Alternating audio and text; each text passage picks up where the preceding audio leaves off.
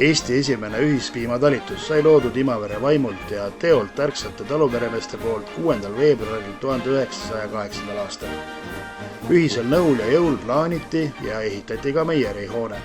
Soetati vajalik sisseseade või tootmiseks ning esimene võilaar valmiski 6. veebruaril 1910. aastal.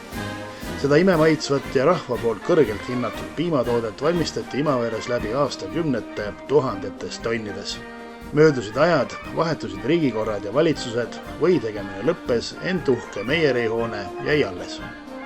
Igati kiiduväärt, et targad ja tähtsad mehed otsustasid tulevaste põlvede jaoks talletada Eesti piimanduse aja ja eduloo.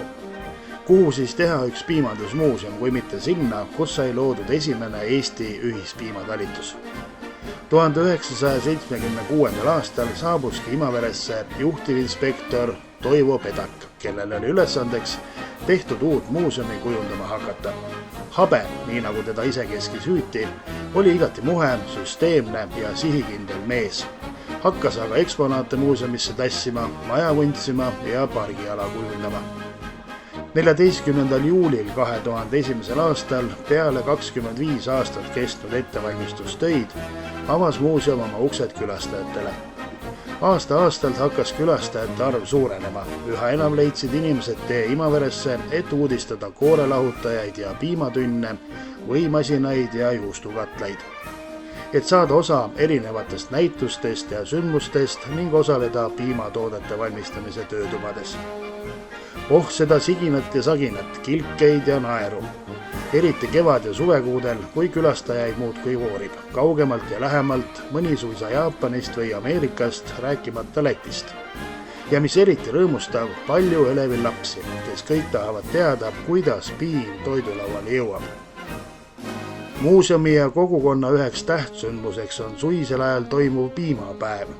Seda melu peab küll igaüks ise kaema tulema. Terve päev võib saada põnevatest ettevõtmistest osa, tutvuda Eestimaa piimatööstuste uudistoodanguga, soetada laadakaupa ja kohtuda piimasõpradega.